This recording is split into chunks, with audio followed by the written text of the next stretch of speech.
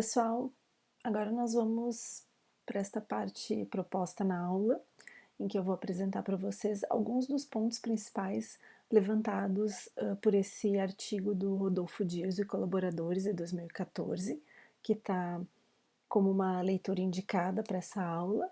Então a ideia é simplesmente levantar esses pontos e deixar com que vocês façam um resumo crítico desse artigo, certo?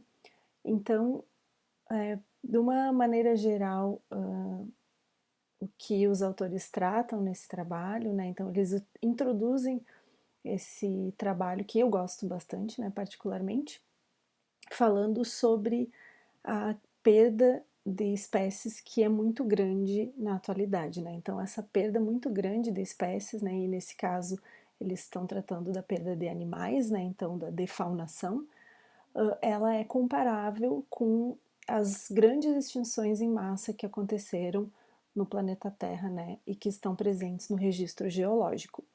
Então, eles chamam essa defaunação, essa perda de espécies muito grande da sexta extinção em massa, porque as taxas de perda de espécies que a gente está encontrando atualmente são tão grandes quanto essas taxas que foram causadas, né, ocasionadas por eventos catastróficos e extremos, como, por exemplo, a extinção dos dinossauros, que foi causada pelo impacto de um asteroide sobre a superfície terrestre.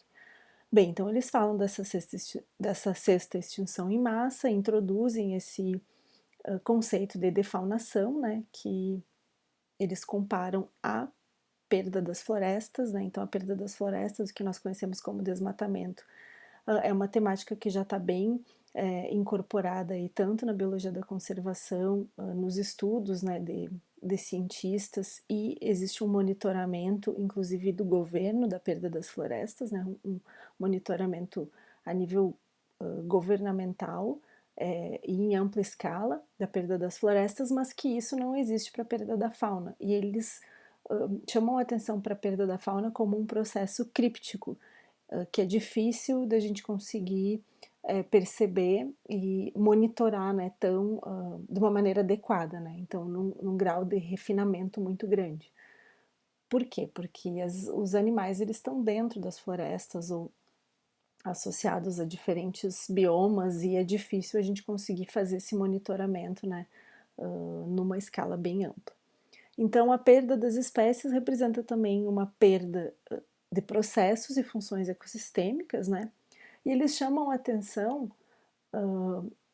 para a quantidade de espécies que a gente perdeu de vertebrados, né, desde 1500, então eles apresentam esse número de 322 espécies de vertebrados que teriam sido extintas, né, e das muitas espécies, né, de vertebrados monitoradas, que têm seus tamanhos populacionais monitorados, grande parte também está em declínio, né? Então a gente tem boa parte das espécies de vertebrados ainda em declínio, além dessas que já foram perdidas. E eles chamam a atenção também para um grupo da fauna, né, que seria dos invertebrados, que são monitorados, né?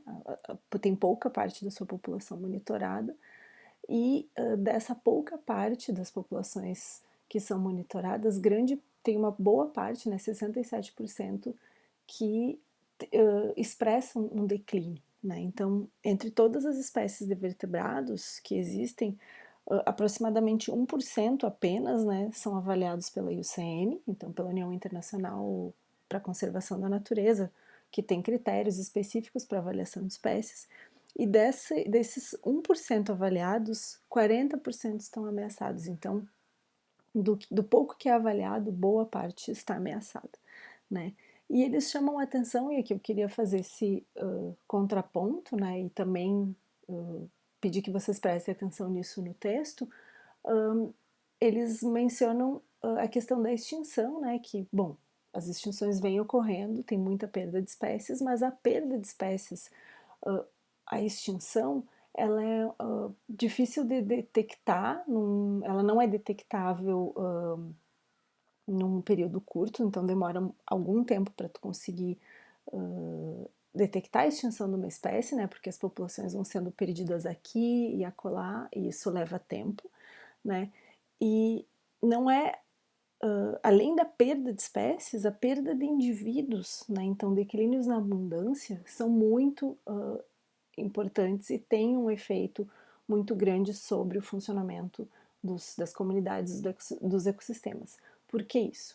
Porque a extinção demora para ocorrer, então a gente demora para perder indivíduos nas populações, e à medida que esses indivíduos vão sendo retirados das populações, ou seja, vai diminuindo a quantidade de indivíduos, vão diminuindo também os processos que estão acontecendo ali na comunidade na escala local, né? Então, vocês podem imaginar as funções entregues aí por aves, né, dispersoras, por exemplo, de sementes, até que seja detectada a extinção de uma espécie de ave, em que várias populações foram, todas as suas populações foram extintas, dizimadas, se toma um tempo. Enquanto isso ainda não é detectado, aquelas populações estão diminuindo em quantidade, estão diminuindo em tamanho, né, em quantidade de indivíduos. E aí essas populações vão perdendo a sua função local, né? Então, imagina que 100 indivíduos dispersando sementes, está tudo funcionando, e de repente a gente tem 10 indivíduos entregando aquela função. Então, eles chamam a atenção para essa perda de indivíduos no sistema, né? Bom, e aí eles apresentam esse gráfico, esses gráficos, né, dentro dessa figura, em que vocês estão vendo o declínio de espécies dentro de diferentes ordens de insetos. Então a gente está vendo que alguns têm boa parte das suas espécies declinando, que é o caso de Orthoptera, que aparece aqui, né? E se a gente for olhar para a proporção de declínio nos últimos 40 anos, a gente tem também boa parte das populações, das espécies com mais de 40% de declínio nos últimos 40 anos. Isso aparece aqui para várias ordens distintas, né? De insetos, e aqui eles mostram isso que aparece no texto também, em C, vocês estão vendo, se a gente tiver, se a gente olhar apenas para Lepidoptera, isso aqui são dados do Reino Unido, que a gente está vendo um declínio, né, desde a década de 70 até a atualidade, mas se a gente for olhar para todos os outros invertebrados, o declínio é ainda maior. Então, para a Lepidoptera existe um declínio, mas ainda são dados um tanto conservadores, que eles não mostram o declínio tão expressivo como o que acontece para outros invertebrados, que aparece aqui nessa linha vermelha, certo? Então, é bom vocês darem uma olhada nessa figura. E uma outra coisa que eles chamam a atenção no paper é para extinção, que ela é bem influenciada está bem relacionada com o tamanho corporal das espécies, né? Então eles chamam isso de size differential defaunation. Então isso acontece tanto para o ambiente terrestre quanto para o ambiente marinho, em que a gente perde primeiro as espécies grandes, né, que atingem grandes tamanhos corporais, e aqui vocês estão vendo no eixo X o body mass, então a massa corporal das espécies, né, a massa corpórea das espécies, e aqui a proporção delas, então a distribuição, né, a frequência de espécies extintas dentro dessas diferentes categorias aí de tamanho de body mass.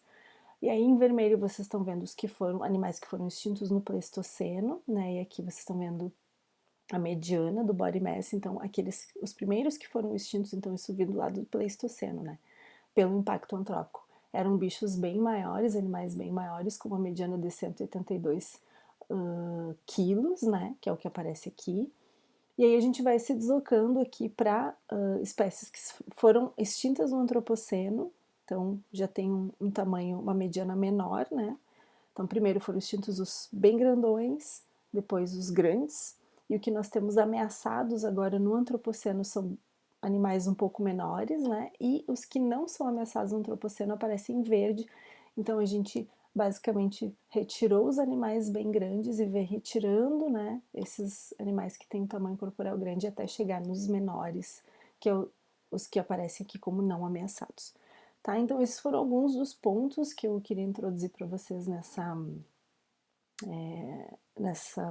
em relação a esse paper, e eu espero que vocês apresentem aí no resumo crítico além desses pontos, né, uma visão de você sobre o que foi apresentado pelos autores, mas eu também gostaria que vocês discutissem qual que é o impacto da perda de espécies e da abundância de espécies, né, então declínios na abundância, sobre os serviços ecossistêmicos e o funcionamento das comunidades, tá? Então eu espero esse resumo de vocês.